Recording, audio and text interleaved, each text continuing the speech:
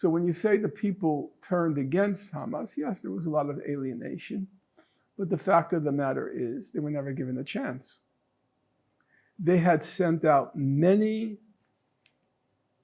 feelers, diplomatic feelers, saying they were ready for the two-state settlement, the international consensus for resolving the conflict. There's a long record.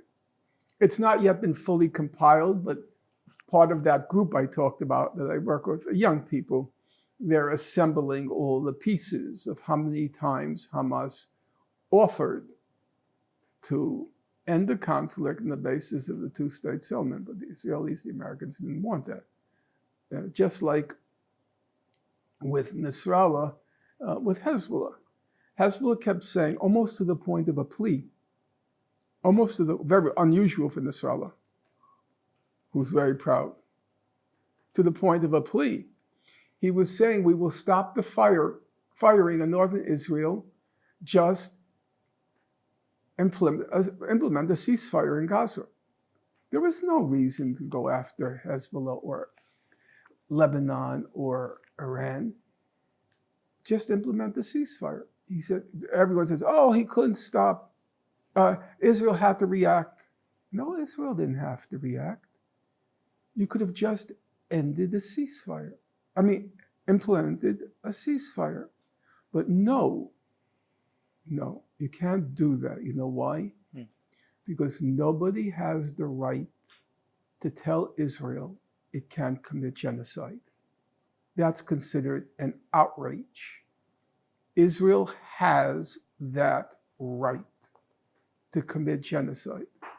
And the fact that Hezbollah was telling them no, or even the International Court of Justice was saying Israel's committing a plausible genocide and it has to stop.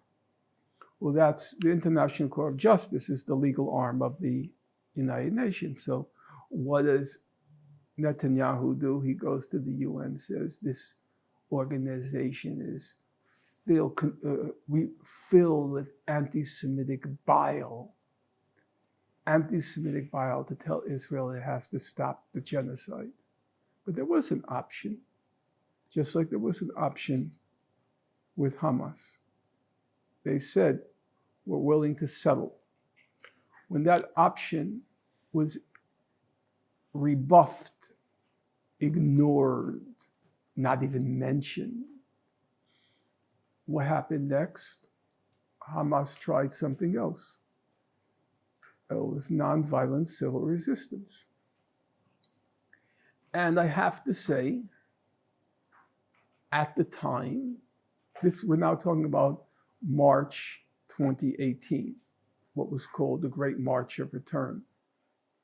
And I encouraged it. In my book on Gaza, I thought the strategy would work. There's nonviolent civil resistance. And I was in touch with now, one of the senior members of Hamas, just corresponding and talking about what I think needs to be done. Not that, I'm Jewish, I'm from Brooklyn, I don't have a big name, but so they're not going to attach great weight to anything I say. But I had invested my credibility in the idea that I think it could work. I was totally wrong.